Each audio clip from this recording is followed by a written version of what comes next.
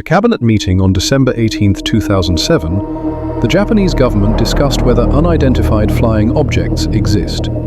They discussed whether UFOs exist, and the official stance is that they do not exist. And they announced that they would not consider UFO phenomena.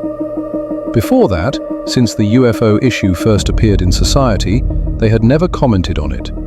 However, in 2007, the then Chief Cabinet Secretary Machimura said at a press conference on a TV program that he believed such things definitely exist. And the then Minister of Defense Ishiba also said that UFOs are possible, and he stated he wanted to personally study whether deploying the self-defense forces would be legally feasible in the event of a UFO attack. Do you know how many aircraft are currently flying above the Earth? It is said that before the coronavirus outbreak, there were about 35,000 passenger planes in the sky alone. If you include cargo planes and private aircraft, this number increases even further. With so many aircraft in the sky, it is not surprising that UFO sightings occur.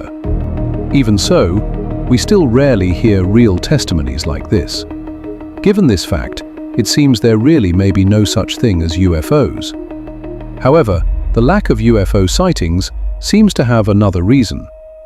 In this episode, we will explore why pilots around the world do not talk about UFOs. There are no testimonies of UFO sightings from them. Pilots explain the reasons behind encounters with unidentified flying objects. One reason may be to avoid suspicion of having a mental illness. A pilot's profession requires maintaining a high level of concentration for long periods. It is an extremely demanding job, and additionally, they are responsible for people's lives, so the responsibility is enormous. Pilots must maintain good physical and mental health. They must avoid any behavior that might raise suspicion of mental illness. Japanese pilots have never reported seeing unidentified flying objects. In 1986, the captain of a Japan Airlines passenger plane saw a UFO over Alaska, and he reported this situation to air traffic control. He reported this situation.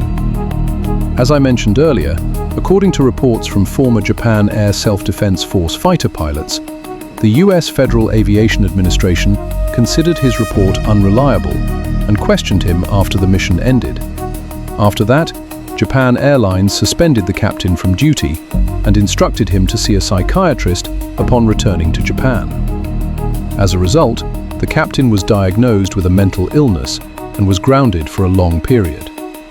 After this incident, Japan Airlines pilots, even if they saw something like a UFO, never reported it to air traffic control or to the company.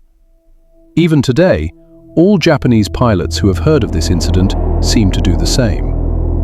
On a program broadcast by Fuji TV in the segment Detours of Matsumoto Town, Mr. Miyazaki shared a pilot's story that was told on television.